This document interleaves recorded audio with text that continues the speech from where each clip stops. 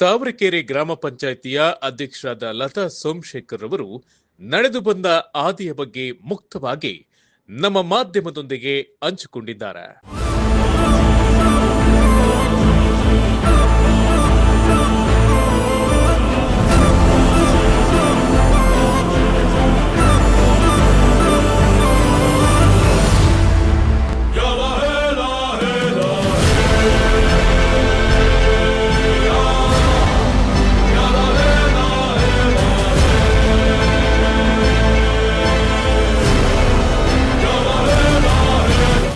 ರಾಶಿ ಗಂಧನೇ ಗೊತ್ತಿರಲಿಲ್ಲ.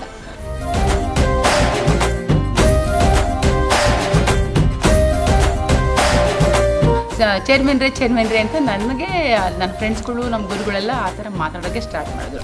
ನೀನು ಯಾವತ್ತಾದರೂ ಒಂದು ದಿನ ರಾಜಕೀಯದಲ್ಲಿ ಬೆಳೀತೀಯಾ, ಆ ಗುರುಗಳು ಆಶೀರ್ವಾದ ಮಾಡಿದ್ದು ಏನೋ ನನ್ನ ಪುಣ್ಯನೇನೋ ಗೊತ್ತಿಲ್ಲ. ಇವತ್ತು ಸಹ ನನ್ನ ಅಧ್ಯಕ್ಷ ಆಗಿ. ಗೆಳೆಯರ, ಲತಾ ಸೋಮಶೇಖರ್ ಅವರು ಸಾಮಾಜಿಕವಾಗಿ ಹಲವಾರು ವರ್ಷಗಳಿಂದ ಜನರ ಸೇವೆ ಮಾಡುತ್ತಾ ಬಂದಿದ್ದಾರೆ. ಧಾರ್ಮಿಕವಾಗಿಯೂ ಹಲವಾರು ರೀತಿಯಲ್ಲಿ ಸಹಾಯವನ್ನ ಮಾಡಿದ್ದಾರೆ.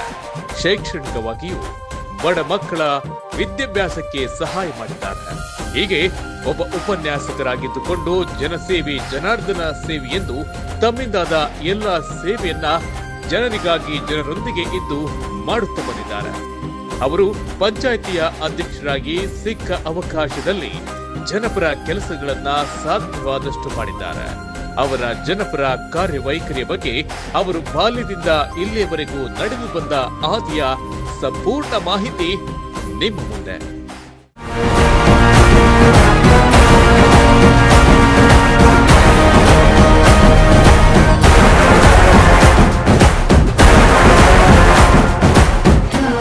ಭಕ್ತಿಯಿಂದ ಬೆಳ್ಕೊಂಡಂತಹ ಇದು ಜೀವ ಮಟ್ಟಕ್ಕಿದ್ದೀನಿ ಅಂದರೆ ತಾಯಿ ನನಗೆ ಆಶೀರ್ವಾದ. ಮಾರಮ್ಮ ತಾಯಿ ಮಗ ಅಂತ ನಮ್ಮ ಮನೆಯವರಿಗೆ ಒಂದು ಹೆಸರು. ತಾಯಿ ಅಂದರೆ ಇವತ್ತು ನನಗೆ ಕಂಟಿನ್ಯೂ ಬರೋಕ್ಕೆ ಚಾನ್ಸೇ ಇಲ್ಲ.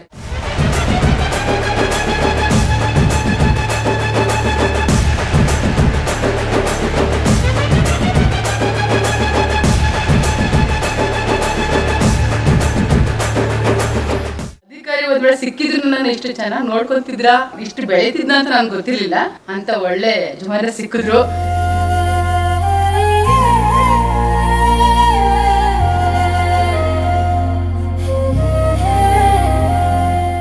ನನ್ನ ಜೊತೆ ಇದ್ರೆ ನನ್ನ ಧೈರ್ಯ, ಶಕ್ತಿ, ಸ್ಫೂರ್ತಿ ಎಲ್ಲ. ಒಳದಾಗ ಹಿಗ್ಲಿಲ್ಲ, ತೆಗಳದಾಗ ಕೂಗ್ಲಿಲ್ಲ. ಯಾವುದೇ ಅವಕಾಶ ಬಂದ್ರು ಇನ್ನೇಂದು ನಿಲ್ಲಲ್ಲ, ಮುಂದೆ ನುಗ್ಗಲ್ಲ. ಉಸಿರ ಕೊನೆಯಲು ಮಾತು ನೆನಪಿರಲಿ, ಮುಳ್ಳು ಹಾದಿಯೇ ಸಿಗುವುದು ಜಗದಲ್ಲಿ. ಧರೆಯೇ ಉರಿದು ನಿಂತರೂ ಸಾಗಿವಾ. ಓದ್ಬೇಕು, ಒಂದು ಜಾಬ್ ತಗೋಬೇಕು, ಒಂದು ಸರ್ಕಾರಿ ಕೆಲಸ ಬೇಕು ಅಂತ ನನ್ನ ಮನಸ್ಸಲ್ಲಿದ್ದು. ನಮ್ಮ ಮನೆಯವ್ರು ಬಂದಿದ್ದು ನನ್ನ ಕೈ ಹಿಡಿದ ಪುಣ್ಯ ಏನೋ ಗೊತ್ತಿಲ್ಲ. ಒಳ್ಳೆ ಮಾರ್ಕ್ಸಲ್ಲಿ ಪಾಸ್ ಆಗುತ್ತೆ. ಜನಗಳ ಮನಸ್ಸು ಗೆದ್ದಿದ್ದೀನಿ ಅಂತಂದರೆ ನಾವು ಶಾಸಕ ಕಾರಣ.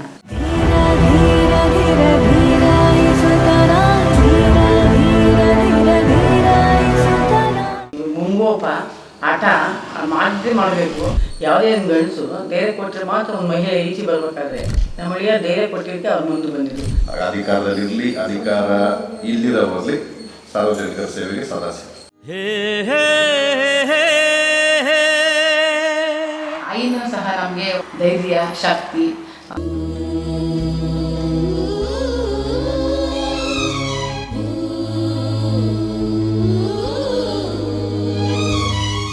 ನಾನು ಜನ ಮನಸ್ಸನ್ನು ಗೆದ್ದಿದ್ದೀನಿ.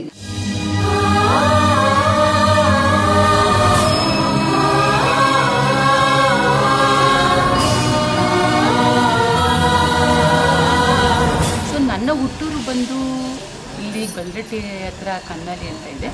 ವೀರಭದ್ರ ಟೆಂಪಲ್ ಸ್ವಾಮಿ, ಅದು ಹಿಸ್ಟೋರಿಕಲ್ ಪ್ಲೇಸಸ್ ಆಗಿ ತುಂಬಾ ಐತಿಹಾಸಿಕ ಸ್ಥಳವಾಗಿದೆ. ಸೊ ಅದನ್ನು ಅಲ್ಲಿ ನನ್ನ ಜನನ. ನಾನು 1ರಿಂದ 7ನೇ ತರಗತಿಯವರೆಗೆ ನಾನು ಸರ್ಕಾರಿ ಶಾಲೆಯಲ್ಲಿ ಓದಿದ್ದು. ನಮ್ಮ ತಾಯಿ ಹೆಸರು ಸಾಕಮ್ಮ ಅಂದ್ಬಿಟ್ಟು, ನಮ್ಮ ತಂದೆಯವರು ಭೈರಪ್ಪ, ನನ್ನ ತಮ್ಮ ಹೇಮಂತ್ ಕುಮಾರ್. ಸೊ ನಾನೊಬ್ಬಳೆ ಮಗಳು. 1984ನೇ ಇಸ್ವಿಯಲ್ಲಿ ನನ್ನ ಜನನ ಆಗುತ್ತೆ. ತೀರಾ ಶ್ರೀಮಂತ ಕುಟುಂಬದವರು ಅಲ್ಲ, ತೀರಾ ಬಡ ಕುಟುಂಬದವರು ಅಲ್ಲ. ಸೊ ಮಧ್ಯಮ ಕುಟುಂಬ ವರ್ಗದಿಂದ ನಮ್ಮ ತಂದೆ ತಾಯಿನೂ ಅಷ್ಟೇ ನಮ್ಮ ಒಬ್ಬಳೆ ಮಗಳು ಅಂತ ತುಂಬ ಮುದ್ದಾಗಿ ಪ್ರೀತಿಯಿಂದ ಸಾಕಿದ್ರು ನಮ್ಮನ್ನು. ಸರ್ಕಾರಿ ಶಾಲೆಯಲ್ಲಿ ಹೋದೆ, ಕನ್ನಡ ಮೀಡಿಯಮ್ ಇದರಲ್ಲಿ. ಸೊ 8th 9th 10th ಬಂದು ಅಂಜನನ ನಗರ ವಿನಾಯಕ ಕಾಲೇಜು. ಸೊ ಅಲ್ಲೂ ನಾನು ಹೈಸ್ಕೂಲ್ ಮುಗಿಸ್ದೆ. ಫಸ್ಟ್ PUC ಸೆಕೆಂಡ್ PUCನೂ ಅಷ್ಟೇ ಅದೇ ಶಾಲೆಯಲ್ಲಿ ಕಂಟಿನ್ಯೂಸ್ ಆಯಿತು. ಸೆಕೆಂಡ್ PUC ಕಾಲೇಜಲ್ಲಿ ಅಲ್ಲೇ ಇತ್ತು. ಸೊ ಅಲ್ಲೇ ನನ್ನ ಜರ್ನಿ ಅಲ್ಲಿ ಸೆಕೆಂಡ್ PUC ಮುಗೀತು. ನಾನು 93 94 ಥರ್ಡ್ ಸ್ಟ್ಯಾಂಡರ್ಡ್ನ ಓದ್ತಾ ಇದ್ದೆ. ಸೊ ಅವಾಗೇ ನಮ್ಮ ತಾಯಿಯವರು ರಾಜಕೀಯಕ್ಕೆ ಪಾದಾರ್ಪಣೆ ಮಾಡ್ತಾರೆ. ಸೊ ಕಾಲಿಡ್ತಾರೆ ನಮ್ಮ ತಾಯಿ ಕೊಡಗಲಿ ಗ್ರಾಮ ಪಂಚಾಯತಿಗೆ. ಫಸ್ಟ್ ಟೈಮು ನಾನು ಆಗ ಥರ್ಡ್ ಸ್ಟ್ಯಾಂಡರ್ಡ್ ಓದ್ತಾ ಇದ್ದೆ. ನನಗೆ ಅವಾಗ ರಾಜಕೀಯ ಗಂಧನೇ ಗೊತ್ತಿರಲಿಲ್ಲ. ಸೊ ಎಲ್ಲ ಗೆಲ್ತಾರೆ, ಅದೇ ಫಸ್ಟ್ ಟೈಮ್ ಗೆಲ್ತಾರೆ ನಮ್ಮ ತಾಯಿಯವರು, ಗೆದ್ದು ಉಪಾಧ್ಯಕ್ಷನೂ ಆಗ್ತಾರೆ. ಸೊ ಎಲ್ಲ ಅವಾಗೆಲ್ಲ ಮೆರವಣಿಗೆ ಎಲ್ಲ ಹೋಗ್ತಿತ್ತು. ಗೆದ್ದಾಗ ಎಲ್ಲ ಲೀಡರ್ಸ್ ಮುಖಾಂತರ ಮೆರವಣಿಗೆ ಎಲ್ಲ ಹೋಗ್ತಿರ್ತಾರೆ. ಅವಾಗಲೇ ನನಗೊಂದು ನಮ್ಮ ಗುರುಗಳು ಒಂದು ಮಾತು ಹೇಳ್ತಿದ್ರು. ಅವಾಗ ನಮ್ಮ ತಾಯಿ ಯಾವಾಗ ರಾಜಕೀಯಕ್ಕೆ ಬಂದಮೇಲೆ ನನ್ನ ಲತಾ ಅಂತ ಕರೀತಿದ್ದವರು, ದಿಢೀರಂತೆ ನಮ್ಮ ಗುರುಗಳು ಏನು ಮಾಡಿಬಿಟ್ರು, ಚೇರ್ಮನ್ರೇ ಅಂತ ನನಗೆ ನನ್ನ ಫ್ರೆಂಡ್ಸ್ಗಳು ನಮ್ಮ ಗುರುಗಳೆಲ್ಲ ಆ ಥರ ಮಾತಾಡೋಕ್ಕೆ ಸ್ಟಾರ್ಟ್ ಮಾಡಿದ್ರು. ಯಾಕೆ ಸರ್ ನನ್ನ ಚೇರ್ಮನ್ರೇ ಅಂತ ಕರಿತೀರಾ ಅಂತ ನಾನು ಕ್ವಶನ್ ಮಾಡ್ತಾಯಿದ್ದೆ. ಸೊ ನಮ್ಮ ಗುರುಗಳು, ನಮ್ಮೆಲ್ಲರೂ ಪ್ರೀತಿ ಗುರುಗಳು ನಮ್ಮ ರಾಜನ್ ಮೇಷ್ಟ್ರು ಅಂತ ಇದ್ದಾರೆ. ಸೊ ಅವರು, ನಿಮ್ಮ ತಾಯಿನ ಇವಾಗ ರಾಜಕೀಯ ಆಡ್ತಾ ಇದ್ದಾರೆ, ನೀನು ಯಾವತ್ತಾದರೂ ಒಂದು ದಿನ ರಾಜಕೀಯದಲ್ಲಿ ಬೆಳಿತೀಯಾ, ನಿಮ್ಮ ತಾಯಿ ರಕ್ತ ನಿಮ್ಮ ಬಾಡಿಲಿ ಹರಿತಾ ಇದೆಯಲ್ವಾ, ಬೆಳಿತೀಯಮ್ಮ, ಅದಕ್ಕೆ ನನಗೆ ಅನಿಸ್ತು ಅಂತ ಅವತ್ತು ನನಗೆ ಗುರುಗಳು ನನಗೆ ಆಶೀರ್ವಾದ ಮಾಡಿದ್ದು. ಆ ಗುರುಗಳು ಆಶೀರ್ವಾದ ಮಾಡಿದ್ದು ಏನೋ ನನ್ನ ಪುಣ್ಯನೇನೋ ಗೊತ್ತಿಲ್ಲ. ಇವತ್ತು ಸಹ ನಾನು ಅಧ್ಯಕ್ಷ ಆಗಿ ನನ್ನ ಕೆಲಸ ಮಾಡ್ಕೊಂಡು ಬಂದೆ. ಸುಂಗದಕಟ್ಟೆಯಲ್ಲಿ ಶಾಂತಿಧಮ್ಮ ಅಂತ ಒಂದು ಶಾಲೆ ಇತ್ತು. ಅದು ಇಂಗ್ಲೀಷ್ ಮೀಡಿಯಮ್ ಮಾಧ್ಯಮ, ಅದರಲ್ಲಿ ತುಂಬಾ ಚೆನ್ನಾಗಿ ಹೆಸರು ಮಾಡಿತ್ತು. ಈಗಲೂ ಚೆನ್ನಾಗಿದೆ ಅದು. ನನಗೆ ಅಲ್ಲಿ ಸೇರೋಕ್ಕೆ ತುಂಬಾ ಇಷ್ಟ ಆಯಿತು. ಬಟ್ ಆವಾಗ ನನಗೆ ಇನ್ನೂ ತುಂಬಾ ಚೆನ್ನಾಗಿ ನೆನಪಿದೆ. ಅದು ಬಂದು ಫೀಸು ಬಂದು 500 rupees, 500 ರೂಪಾಯಿ ಫೀಸು. ನನಗೆ ಅಮ್ಮ ನನ್ನ ಶಾಂತಿಧಮ್ಮಕ್ಕೆ ಸೇರಿಸಿ ಅಂತ ನಮ್ಮ ತಾಯಿಯವ್ರನ್ನ ನಮ್ಮ ತಂದೆಯವ್ರನ್ನ ಕೇಳಿಕೊಂಡೆ. ಸೊ ಆಗ ಅವರು, ಇಲ್ಲಮ್ಮ 500 ರೂಪಾಯಿ ಎಲ್ಲಿ ತರೋದು ನಾವು ಅಂತ ನಮ್ಮ ತಾಯಿಯವರು ಅಂದಿದ್ದು ನನ್ನ ಕಿವಿಲಿ ಹಾಗೆ ಇದೆ ಮಾತು. ಆಮೇಲೆ ಇಲ್ಲ, ಅಂಜನನಗರದಲ್ಲಿ ಒಂದು ವಿನಾಯಕ ಕಾಲೇಜ್ ಅಂತ ಆಗ್ತಾನೆ ಅದು ಸ್ಟಾರ್ಟ್ ಆಗಿತ್ತು. ಬಿಲ್ಡಿಂಗ್ ಕನ್ಸ್ಟ್ರಕ್ಷನ್ಸ್ ಎಲ್ಲ ನಡೀತಾ ಇತ್ತು. ಸೊ ಅಂಜನನಗರಕ್ಕೆ ಹೋಗಿ ಸೇರ್ಕೊಳ್ಳಮ್ಮ, ಅಲ್ಲಿ ಫೀಸ್ ಬರೀ ಎಷ್ಟು ಅಂತ ಅಂದರೆ, ನಾನು 8th ಸೇರ್ಕೋಬೇಕಾದಾಗ ಬರೀ 350 ರೂಪಾಯಿ ಮಾತ್ರ. ಸರಿ ಅಮ್ಮ ಆಯಿತು. ಅವಾಗೇನು ಅಪ್ಪ ಅಮ್ಮ ಹೇಳಿದ ಮಾತೆ ನಾವು ದಾಟ್ತಿರ್ಲಿಲ್ಲ. ಸೊ ಹಾಗೆ ನಾವು ಬೆಳೆದು ಬಂದಿದ್ದ ದಾರಿ ನಾವು.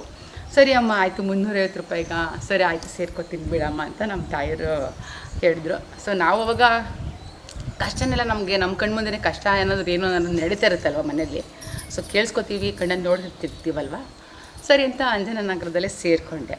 ಸೊ ಅಲ್ಲೂ ತುಂಬ ನನಗೆ ಅಲ್ಲೂ ಅಂಜನನಗರ ನಮ್ಮ ಗಿರಿಯಪ್ಪ ಸರ್ ಆಗಿರ್ಬೋದು, ಎಲ್ಲ ಟೀಚರ್ಸ್ಗಳಾಗಿರ್ಬೋದು, ತುಂಬಾ ನನಗೆ ನಮ್ಮ ಸಾಕಮ್ಮವ್ರ ಮಗಳು, ಅಧ್ಯಕ್ಷರು ಉಪಾಧ್ಯಕ್ಷ ಮಗಳು ಅಂತ ಎಲ್ಲ ಎಜುಕೇಷನ್ ಆಗಿರ್ಬೋದು ಎಲ್ಲ ಪ್ರತಿಯೊಂದ್ರೂ ಸಹ ನನಗೆ ತುಂಬಾ ನನಗೆ ವಿದ್ಯಾಭ್ಯಾಸ ಕೊಟ್ಟರು. ನಮ್ಮ ತಾಯಿಯವ್ರಿಗೆ ಏನು ಆಸೆ ಇತ್ತು ಅಂದರೆ, ನನ್ನ ಮಗಳಿಗೆ TCH ಮಾಡಿಸ್ಬೇಕಿತ್ತು. TCH ಮಾಡಿಸಿ ಒಂದು ಸರ್ಕಾರಿ ಕೆಲಸ ಮಾಡೋ ಅವಳಿಗೆ ಒಂದು ಸರ್ಕಾರಿ ಹುದ್ದೆಲಿ ಸೇರಿಸ್ಬೇಕು ಅಂತ ಅವ್ರಿಗೆ ತುಂಬಾ ಆಸೆ ಇತ್ತು. ಇವತ್ತು ನಾನು ಈ ಮಟ್ಟಕ್ಕಿದ್ದೀನಿ ಅಂದರೆ ನಮ್ಮ ತಾಯಿ ತಂದೆ ಆಶೀರ್ವಾದ, ನಮ್ಮ ಗುರುಗಳ ಆಶೀರ್ವಾದ, ನಮ್ಮ ಅಪ್ಪ ಅಮ್ಮ ಪಟ್ಟಂಥ ಕಷ್ಟ ನೋಡಿ ನಾನು ಅದೇ ಒಂದು ಇದರಲ್ಲಿ ನಾನು ಇವತ್ತು ನಾನು ಅವಲಂಬಿಸ್ಕೊಳ್ತಾ ಇದ್ದೀನಿ. ಆಮೇಲೆ ನಮ್ಮ ತಂದೆ ಇಲ್ಲ ಸಾಕು ಬೇಡ ಮದುವೆ ಮಾಡೋಣ, ನಮ್ಮ ತಾಯಿಗೆ ಬಂದು ಇಲ್ಲ ಚಿಕ್ಕ ವಯಸ್ಸು ಅವಳಿಗಿನ್ನ ಮದುವೆ ಬೇಡ ಓದ್ಸೋಣ, TCH ಮಾಡಿಸೋಣ ಅಂತ ನಮ್ಮ ಒಂದು ಫೀಲ್ಡಲ್ಲಿ ಆ ಟೈಮಲ್ಲಿ ಜಾಸ್ತಿ ಟ್ರೆಂಡಿಂಗ್ ಅಂದರೆ TCH. ಸೊ ನನಗೆ ಅವಾಗ ಅಷ್ಟು ಧೈರ್ಯ ಇರ್ತಿರ್ಲಿಲ್ಲ ಬಿಡಿ. ನಮ್ಮ ಅಮ್ಮಂಗೆ ಹೇಳೋಷ್ಟು ಧೈರ್ಯ ನನಗಿಲ್ಲ, ನಮ್ಮ ತಂದೆಯವ್ರಿಗೆ ಹೇಳೋಷ್ಟು ನಂಗೆ ಧೈರ್ಯ ಇಲ್ಲ.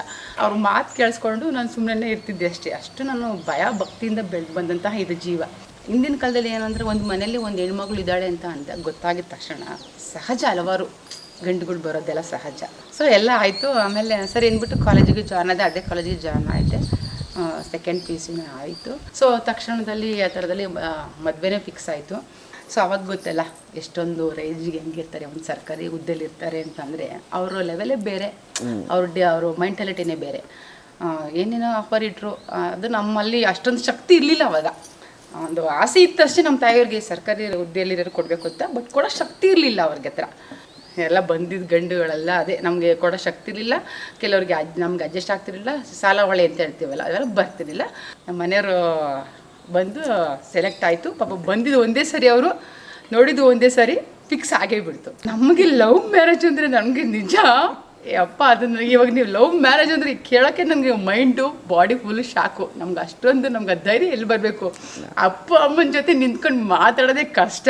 ಇನ್ನು ಲವ್ ಮಾಡಿ ಮದುವೆ ಆಗೋದು ಉಂಟೆ, ಅದು ಅಷ್ಟೇ ನಮ್ಮಮ್ಮನ ಹತ್ರ. ಅಪ್ಪ ಅವೆಲ್ಲ ಇಲ್ಲ ನನ್ನ ಹತ್ರ. ಗೌರ್ಮೆಂಟ್ ಅಧಿಕಾರಿಗೇನು ಚೆನ್ನಾಗಿರೋರೇ ಸಿಕ್ಕಿದ್ರು ಹೇಳಬೇಕು ಅಂದರೆ. ಇವತ್ತು ನಾನು ಈ ಮಟ್ಟಕ್ಕಿದ್ದೀನಿ ಅಂತ ಅಂದರೆ ಅವ್ರಿಗೆ ಅಧಿಕಾರಿ ಒಂದು ವೇಳೆ ಸಿಕ್ಕಿದ್ರು ನನ್ನ ಇಷ್ಟು ಚೆನ್ನಾಗಿ ನೋಡ್ಕೊತಿದ್ರಾ ಅಥವಾ ನನ್ನ ಇಷ್ಟು ಬೆಳೀತಿದ್ನ ಅಂತ ನನಗೆ ಗೊತ್ತಿರಲಿಲ್ಲ. ಬಟ್ ಡಬ್ಬಲು ಹೇಳ್ಬೋದು ಅಂತ ಒಳ್ಳೆ ಯಜಮಾನರೇ ಸಿಕ್ಕಿದ್ರು. ನಾನು ಇಲ್ಲಿವರೆಗೂ ನನ್ನ ಬಾಲ್ಯದ ಜೀವನದಿಂದ ಮದುವೆ ಆಗೋವರೆಗೂ ನಮ್ಮ ತಾಯಿ ನಮಗೆ ಸಪೋರ್ಟ್ ಮಾಡಿ ಎಷ್ಟು ನಮಗೆಲ್ಲ ಅವ್ರದ್ದು ಶಕ್ತಿ ಧೈರ್ಯ ತುಂಬಿದ್ರು. ಮದುವೆ ಆದಮೇಲೆ ನನ್ನ ಜೊತೆಗೆ ನಿಂತ್ಕೊಂಡು ನಮ್ಮ ಯಜಮಾನರು ಯಾವ ರೀತಿ ಸಪೋರ್ಟ್ ಮಾಡಿದ್ರು, ನಾನು ಇಲ್ಲಿ ಬೆಳೆಯೋದಕ್ಕೆ ಯಾವ ರೀತಿ ಕಾರಣ ಆಯಿತು ಅಂತ ನೆಕ್ಸ್ಟ್ ನಾನು ಹೇಳ್ತೀನಿ. ನನ್ನ ಪುಟ್ಟ ಲೋಕ ನೀನೇ ಅಲ್ಲವೇ. 2002ನೇ ಇಸ್ವಿಲಿ ನಮ್ಮ ತಂದೆ ತಾಯಿಯರು ನಮ್ಮ ಯಜಮಾನರ ಜೊತೆ ಮದುವೆ ಮಾಡ್ಕೊಂಡು ಕೊಡ್ತಾರೆ. ಸೊ ಅಲ್ಲಿಂದ ಮದುವೆ ಆದಮೇಲೆ ಒಂದು ನನ್ನ ಮಗಳಿಬ್ಬರು ಹುಡ್ತಾರೆ. ಮಗ ಫಸ್ಟ್ ಸ್ಟ್ಯಾಂಡರ್ಡ್ ಹಾಕಿರ್ತೀನಿ, ಮಗಳನ್ನ LKG ಓದಿಸೋದಕ್ಕೆ ಸ್ಟಾರ್ಟ್ ಹಾಕಿ ಸ್ಕೂಲ್ಗೆ VSK ಹಾಕ್ಬಿಟ್ಟು ಆಗ ನಂದು ಎಜುಕೇಷನ್ ಸ್ಟಾಪ್ ಆಗಿತ್ತಲ್ಲ, ಮನಸ್ಸಲ್ಲಿ ಒಂದು ಗಿಲ್ಟ್ ಕಾಡ್ತಾ ಇರ್ತದೆ ನನಗೆ. ಈ ತಾಯಿ ಇರಲಿಲ್ಲ ಅಂದರೆ ಇವತ್ತು ನಮಗೆ ಮಟ್ಟಿಗೆ ಬರೋಕ್ಕೆ ಚಾನ್ಸೇ ಇಲ್ಲ ಬಿಡಿ. ಮಾರಮ್ಮ ತಾಯಿ ವೀರಮಗ ಅಂತ ನಮ್ಮ ಮನೆಯವ್ರಿಗೆ ಒಂದು ಹೆಸರು. ಯಾಕೆ ಅಂತ ಅಂದರೆ ಪ್ರತಿ ವರ್ಷ ಊರಬ್ಬಗಳ ಟೈಮಲ್ಲೆಲ್ಲ ನಾವು ಅವರು ಸೇವೆ ಮಾಡ್ತಾರೆ. ನಮ್ಮದೇ ಆದಂತಹ ಒಂದು ರೀತಿಯಲ್ಲಿ, ಒಂದು ಶೈಲಿಯಲ್ಲಿ, ಒಂದು ಸಂಪ್ರದಾಯ ಪ್ರಕಾರ ನಾವು ತಾಯಿ ಸೇವೆ ಮಾಡ್ಕೊಳ್ತಾ ಬರ್ತಾಯಿದ್ದೀವಿ. ಸೊ ಅದಕ್ಕೋಸ್ಕರ ನಮ್ಮ ಮನೆಯವರು ಪಾಪ ಅವ್ರು ಓದೋಕ್ಕೆ ಇಷ್ಟ ಇಲ್ಲ ಅಂತ ಹೇಳಿದ್ದ. ಬಟ್ ಏನಂದರೆ ನೋಡಮ್ಮ, ಈಗ ನೀನು ಕಾಲೇಜ್ಗೆ ಅಂತ ಸೇರಿಕೊಂಡಾಗ ರಜೆಗಳು ಹಾಕಬೇಕಾಗುತ್ತೆ, ಎಕ್ಸಾಮ್ಸ್ ಅಂತ ರಜೆಗಳು ಹಾಕಬೇಕಾಗುತ್ತೆ. ಆಮೇಲೆ ಮಾರ್ಚ್ ಟೈಮಲ್ಲಿ ನಮ್ಗೆ ಹಬ್ಬ ಬೀಳುತ್ತೆ, ಏಪ್ರಿಲ್ ಟೈಮಲ್ಲಿ ಹಬ್ಬ ಬೀಳುತ್ತೆ. ಸೊ ಇವಾಗ ಹೆಂಗ ನಾವು ಇಲ್ಲಿವರೆಗೂ ಚೆನ್ನಾಗಿ ನಾವು ಒಂದು ಬಾಂಡಿಂಗಲ್ಲಿ ಇದ್ದೀವಿ. ನೀನು ಸ್ಕೂಲ್ಗೆ ಹೋದ್ಮೇಲೆ, ನೀನು ಓದೋಕ್ಕೆ ಅಂತ ಹೋದ್ಮೇಲೆ ನಾವು ಹಬ್ಬ ಮಾಡಬೇಕು, ಅವಾಗ ಎಕ್ಸಾಮ್ಸ್ ಅಂತ ಬರ್ತೀಯಾ, ಅವಾಗ ಅವೆಲ್ಲ ನನಗೂ ನಿಮ್ಗೆ ಮನಸ್ತಾಪ ಬರುತ್ತೆ. ನೋಡು ಏನು ಮಾಡ್ತೀನಿ ನೋಡು ಓದು, ಬಟ್ ಹಬ್ಬ ಟೈಮಲ್ಲಿ ಏನು ಮಾಡ್ತೀಯಾ ಅಂತ ಕೇಳಿದ್ರು. ನಮ್ಮ ತಾಯಿಗೆ ಹೇಗೆ ಎದುರ್ಕೋತಿದ್ದೋ ಯಜಮಾನಿಗೂ ಸ್ವಲ್ಪ ಎದುರ್ಕೋತಾ ಇದ್ದೆ ನಾನು. ಸೊ ಅವ್ರಿಗೆ ಏಕೆಂದರೆ ಅವ್ರ ಮಾತಲ್ಲಿ ಅರ್ಥ ಇತ್ತು. ಇವಾಗ ಚೆನ್ನಾಗಿದ್ದೀವಿ, ಕಾಲೇಜ್ ಅಂತ ಹೋದಾಗ ಎಲ್ಲಿ ಮನಸ್ತಾಪಗಳು ಬರ್ತವೆ ಅಂತ, ಹಬ್ಬ ಟೈಮಲ್ಲಿ ಎಕ್ಸಾಮ್ ಬಿತ್ತು ಅಂದಾಗ ಏನು ಮಾಡೋಕ್ಕಾಗುತ್ತೆ ಅಂತ ಎಲ್ಲ ಅಂತ ಅಂದರು. ಸೊ ನಾನು ಸುಮ್ಮನೆ ಆಗ್ಬಿಟ್ಟಿದ್ದೆ. ಅವ್ರ ಹೆಸರು ನರಸಿಂಹಣ್ಣ ಅಂತ ಅನ್ಕೋತೀನಿ ನಾನು ಇವತ್ತು. ಯಾಕೆಂದರೆ ನಮ್ಮ ಮನೆ ಕಷ್ಟ ಸುಖಕ್ಕೆ ಆಗೋಗಳಿಗೆಲ್ಲ ಅವ್ರ ಪ್ರತಿಯೊಂದು ಗೊತ್ತು. ಬಿಡಿ ಸೋಮಣ್ಣ, ಲತಮ್ಮ ಓದಲಿ ಹೆಂಗೋ ಅಂತ ಪಾಪ ಅವ್ರು ನಮ್ಮ ಮನೆಗೆ ಧೈರ್ಯ ಕೊಟ್ಟರು, ಹೇಳಿದ್ರು.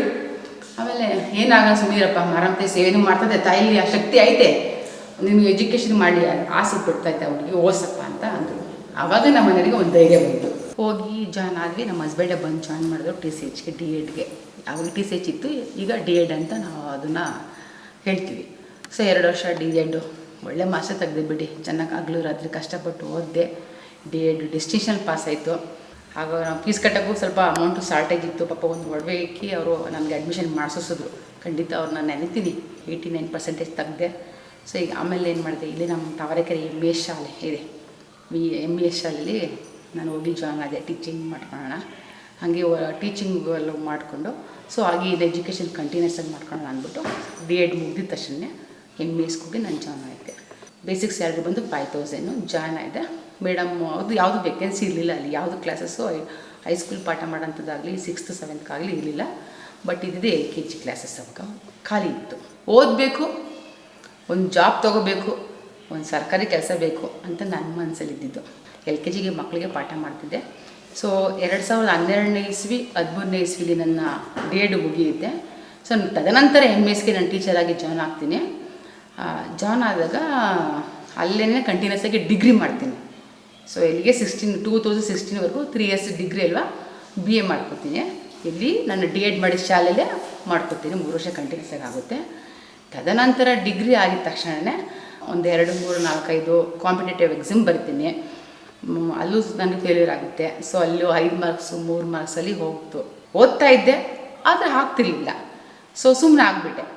ಆಮೇಲೆ ಡಿಗ್ರಿನೂ ಮುಗಿತು. ಡಿಗ್ರಿಲೂ ಒಳ್ಳೆ ಸ್ಕೋರ್ ಮಾಡಿದೆ. ನಮ್ಮ ಕೃಷ್ಣಪ್ಪ ಸರ್ ಈಗಲೂ ಅಂತಾರೆ, ಆ ಅಮ್ಮ ಮದುವೆ ಆಗಿದ್ದಾಳೆ, ಮಕ್ಳಿಗೆ ಓದಿಸ್ಕೊಂಡು ಸಂಸಾರ ಮಾಡಿಕೊಂಡು ಒಳ್ಳೆ ಮಾರ್ಕ್ಸ್ ತೆಗಿತಾ ಇದ್ದಾರೆ ಅಂತ ಮಕ್ಳಿಗೆ ಹೇಳ್ತಾ ಇರೋರು ಅವರು ಯಾವಾಗಲೂ.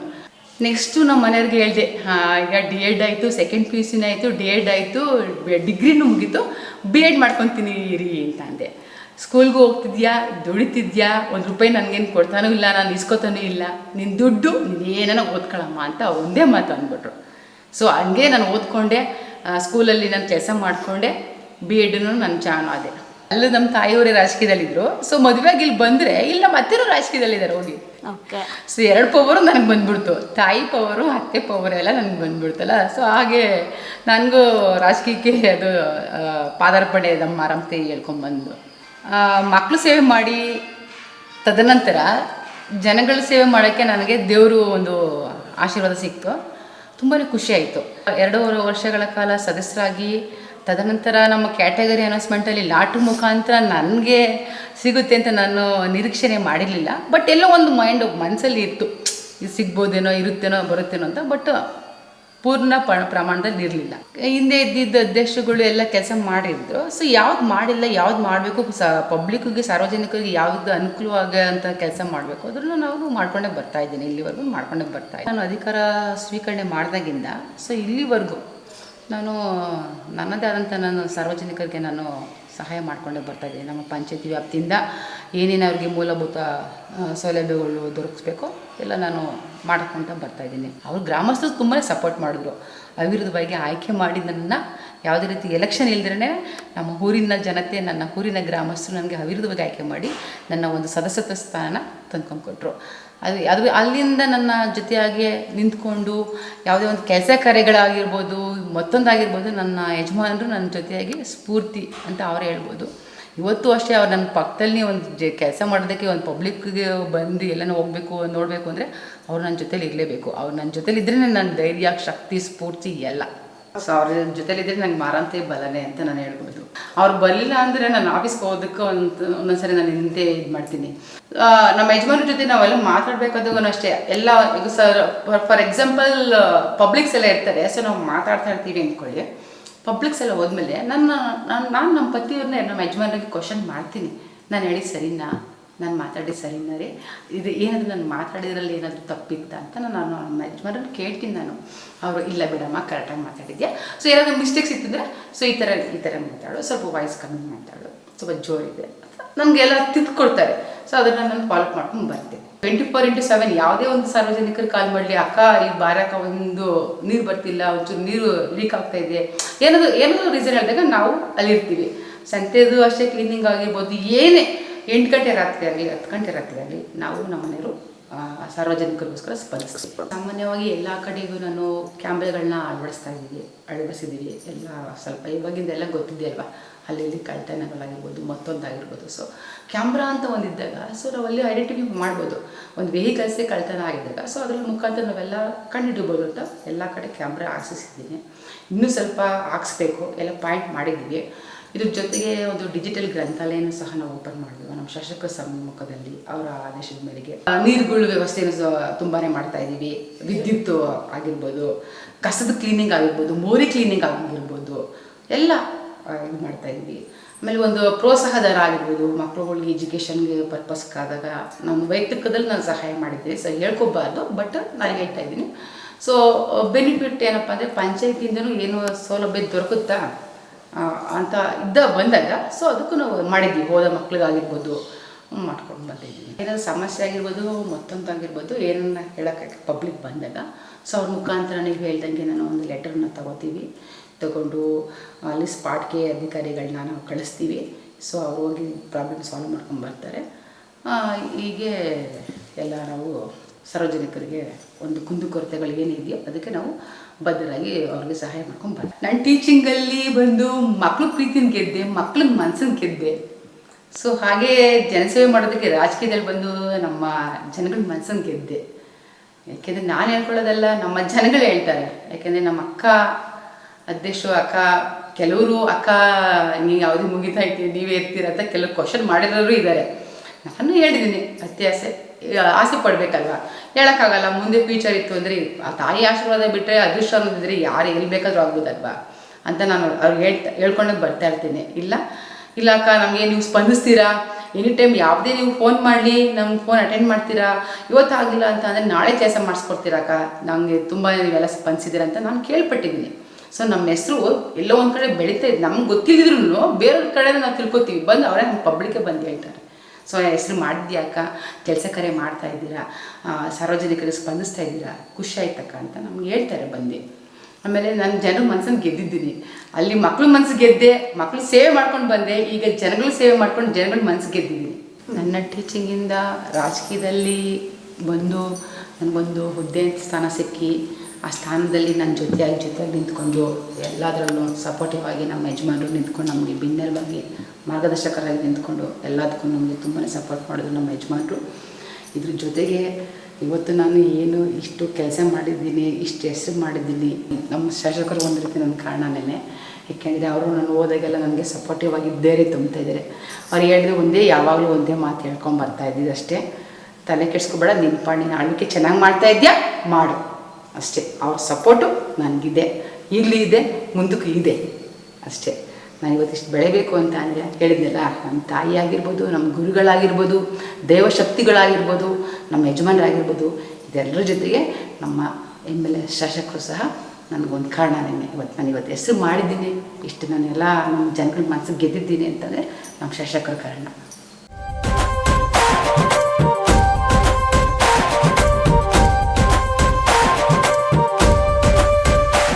ಏನು ಕೇಳಿದ್ರು ಸಾಥ್ ಕೊಟ್ಟಿದ್ದೀನಿ. ಓದಬೇಕು ಅಂದರು, ಓದಿಸಿದ್ದೀವಿ.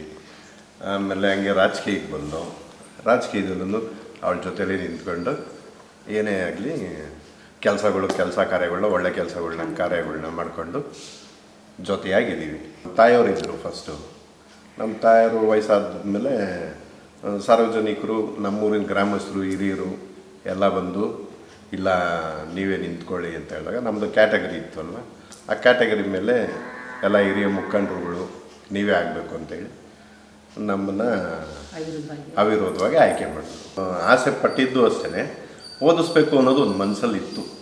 ಮುಂದೆ ನಮಗೆ ಅವಕಾಶಗಳು ಸಿಕ್ಕಿದ್ರೆ ನಮ್ಮೂರಿನ ಗ್ರಾಮಸ್ಥರು, ಮುಖಂಡರುಗಳು, ಹಿರಿಯರು ಯಾವ ರೀತಿ ಇದು ಮಾಡ್ತಾರೋ ಅದೇ ರೀತಿ ಹೋಗೋಣ. ಮುಂದೆ ಅವಕಾಶಗಳು ಬಂದ್ರೂ ಅವಳಿಗಾಗಲಿ ನಮಗಾಗಲಿ ಯಾವುದೇ ಅವಕಾಶ ಬಂದ್ರೂ ಹಿಂದೆ ಅಂತೂ ನಿಲ್ಲಲ್ಲ, ಮುಂದೆ ನುಗ್ಗದೆ. ಅಧಿಕಾರದಲ್ಲಿರಲಿ, ಅಧಿಕಾರ ಇಲ್ದಿರ ಹೋಗಲಿ, ಸಾರ್ವಜನಿಕರ ಸೇವೆಗೆ ಸದಾ ಸಿಗ್ತೀವಿ. ನಮ್ಮೂರ ಗ್ರಾಮಸ್ಥರು ಹಾಗೂ ನಮಗೆ ಸಪೋರ್ಟ್ ಮಾಡಿದಂಥ ಎಲ್ಲರಿಗೂ ತುಂಬ ಹೃದಯದ ಧನ್ಯವಾದಗಳು. ಇದೇ ಪ್ರೀತಿ ವಿಶ್ವಾಸ ಎಲ್ಲ ನಮಗೆ ಮುಂದೆನೂ ಇರಲಿ ಅಂತ ಕೇಳ್ತಾ ಅವ್ರಿಗೆ ಮತ್ತೊಮ್ಮೆ ಧನ್ಯವಾದಗಳನ್ನ ಹೇಳೋಕ್ಕೆ ಇಷ್ಟ. ಸ್ಟ್ರೈಟ್ ಫಾರ್ವರ್ಡ್ ಅಷ್ಟೇ, ಮನಸ್ಸಲ್ಲಿ ಏನು ಇಟ್ಕೊಳ್ಳಲ್ಲ, ಇಮಿಡಿಯೇಟಾಗಿ ಹೇಳ್ಬಿಡ್ತಾಳೆ. ಟೀಚಿಂಗಲ್ಲೂ 100% ಕೊಟ್ಟಿದ್ದಾಳೆ, ಮನೆಯಲ್ಲೂ ಅಷ್ಟೇ 100% ಕೊಟ್ಟಿದ್ದಾಳೆ. ಈಗ ರಾಜಕೀಯದಲ್ಲೂ 100% ಕೊಟ್ಟಾಳೆ. ಮನೇಲಾಗಿರಲಿ, ಆಚೆಗಡೆ ಕೆಲಸಗಳಿರಲಿ 100% ಕೊಡ್ತಾಳೆ. ಎಲ್ಲದಕ್ಕೂ ಅಷ್ಟೇ, ಮಕ್ಕಳನ್ನ ಕೇರ್ ಮಾಡೋದಾಗ್ಬೋದು, ಬಂದಿದ್ದ ಸಂಬಂಧಿಕರುಗಳನ್ನಾಗ್ಬೋದು, ನಮ್ಮ ತಂದೆ ತಾಯಿ ಎಲ್ಲರನ್ನೂ ಈಕ್ವಲಾಗೆ ನೋಡ್ತಾಳೆ. ಈಗ ಸಾರ್ವಜನಿಕರಿಗೂ ಅಷ್ಟೇ, ಅವಳಿಗೆ ಬಂದಿರೋ ಅಂಥದ್ದನ್ನ 24/7 ಇಬ್ಬರೂ ಸೇರ್ಕೊಂಡು ಕೆಲಸ ಮಾಡಿದ್ವಿ, ಜನಸೇವೆ ಮಾಡಿದ್ವಿ. ಹೊಗಳಕ್ಕೇನೂ ಬಂದಿದೆ, ತೆಗಳಕ್ಕೇನೂ ಬಂದಿದೆ. ಹೊಗಳದಾಗ ಹಿಗ್ಲಿಲ್ಲ, ತೆಗಳದಾಗ ಕುಗ್ಲಿಲ್ಲ, ಎಲ್ಲ ಕೆಲಸನೂ ಅಚ್ಚುಕಟ್ಟಾಗಿ ಮಾಡ್ಕೊಂಡು ಹೋಗ್ತೈತಿ. ಎತ್ತಾದ ರಾಜಕೀಯ ತರಬೇಕಾದ್ರೆ ನನ್ನ ಮಗನ ರಾಜಕೀಯ ತರಬೇಕಾದ್ರೆ ನಮ್ಮ ಅಳಿಯರು ಧೈರ್ಯ ಕೊಟ್ಟಿದ್ದಕ್ಕೆ ಅವ್ರು ಮುಂದೆ ಬಂದಿದ್ದು. ಯಾವುದೇ ಒಂದು ಗಂಡಸು ಧೈರ್ಯ ಕೊಟ್ಟರೆ ಮಾತ್ರ ಒಂದು ಮಹಿಳೆ ಈಚೆ ಬರಬೇಕಾದ್ರೆ, ಮಹಿಳೆ ಹೆಂಗೆ ಬರೋಕ್ಕಾಗುತ್ತೆ? ಗಂಡ ಜೊತೆಲಿದ್ದು 24 ಗಂಟೆ ಅವ್ರ ಜೊತೆಲಿದ್ದು ಗ್ರಾಮ ಸೇವೆ ಮಾಡ್ಕೊಂಡು ಜೊತೆಲಿ ಹೋಗ್ತಾರೆ, ಜೊತೆಲಿ ಬರ್ತಾರೆ. ಮನೆ ಕೆಲಸನೂ ಅಷ್ಟೇ, ಆಚೆ ಹೊರಗಡೆನೂ ಅಷ್ಟೇ. ಅವಳು ಒಂಟಿ ಓದೋಳು ಅಲ್ಲ ಹೆಣ್ಮಗಳು. ಅವ್ರ ಯಜಮಾನ್ರ ಜೊತೆಲಿದ್ದರೆ ಮಾತ್ರ ಅವಳಿಗೆ ಧೈರ್ಯ ಬರೋದು. ಮಾತಾಡೋಕ್ಕಾಗಲಿ, ಒಂದು ಕೆಲಸ ಕಾರ್ಯಕ್ಕಾಗಲಿ ಅವ್ರು ಜೋಡಿಲೇ ಹೋಗಿ ಜೋಡಿಲೇ ಬರ್ತಾರೆ. ಇಲ್ಲಿವರೆಗೂ ಹೆಸರು ಮಾಡಿದ್ದಾರೆ, ತುಂಬ ಒಳ್ಳೆಯ ಎಲೆ ಸಿಕ್ಕಿದ್ದಾರೆ, ಮಗಳೂ ಚೆನ್ನಾಗಿದ್ದಾಳೆ, ಆಕ್ಟಿವ್ ಆಗಿದ್ದಲ್ಲಿ ಕೆಲಸ ಮಾಡ್ಕೊಂಡು ಹೋಗ್ತಾಯಿದ್ದೆ. ನಾನು ಸುಮಾರು ಗೌರ್ಮೆಂಟ್ ಕೆಲಸ ಕೊಡೋಣ ಅಂತ ಇತ್ತು ಮನಸ್ಸಲ್ಲಿ, ಆದರೆ ಅವಳು ಹಣೆಬರ ಇರಲಿಲ್ಲ. ಆದರೆ ನಮ್ಮ ಅಳಿಯ ಅದಕ್ಕಿಂತ ಟ್ರಿಬ್ಬಲ್ ಅಳಿಯ ಅಂತ ನಾನು ಹೇಳಬಲ್ಲೆ. ಏಕೆಂದರೆ ಗೌರ್ಮೆಂಟ್ ಕೆಲಸದವ್ರು ಈ ರೀತಿ ಮಾಡ್ಕೊಳ್ಳೋಕ್ಕೆ ಅವಳಿಗೆ ಆಗ್ತಿಲ್ಲ. ಇಟ್ಕೊಳ್ಳೋರೋ ಹೆಂಗೋ ಗೊತ್ತಿಲ್ಲ. ಆದರೆ ನಮ್ಮ ಅಳಿಯವರು ಇವತ್ತು ಒಂದು ದಿವಸ ಮನೆ ಕಟ್ಟೋರೆ, ರಾಜಕೀಯ ಕೊಟ್ಟವ್ರೆ, ಓದಿಸೋರೆ, ಅವ್ರ ಜೊತೆಲೇ ಇರ್ತಾರೆ. ಅವರೆಲ್ಲೂ ಮನೆ ಬಿಟ್ಟು ಆಚೆಗೆ ಹೋಗಲ್ಲ, ಯಾರು ಸುದ್ದಿಗೆ ಹೋಗಲ್ಲ, ಯಾವರ್ಗೂ ಹೋಗಲ್ಲ. ಅವ್ರ ಕೆಲಸ ಆಯಿತು, ಮನೆ ಆಯಿತು, ಗಂಡ ಹೆಂಡತಿ ಅವ್ರು ಎಷ್ಟೇ ಕೋಟಿಗಿದ್ರು ಜೊತೆಲಿ ಇರ್ತಾರಲ್ಲ, ಅದಕ್ಕೆ ನಾನು ತುಂಬ ಖುಷಿಪಟ್ಟು ಅವ್ರಿಗಿಬ್ಬರಿಗೂ ಕೃತಜ್ಞತೆ ಸಲ್ಲಿಸ್ತೀನಿ. ತಾಯಿಯಂತೆ ಮಗಳು ನೋಲಂತೆ ಸೀರೆ. ತಾಯಿ 93ರಿಂದ 5ನೇ ಬಾರಿ ಸತತವಾಗಿ ಗೆದ್ದು ಬಂದೆ ಕೊಡಗೇರಿ ಗ್ರಾಮ ಪಂಚಾಯತಿ. ನಾನು ಸಾಕಮ್ಮ ಅಂತ.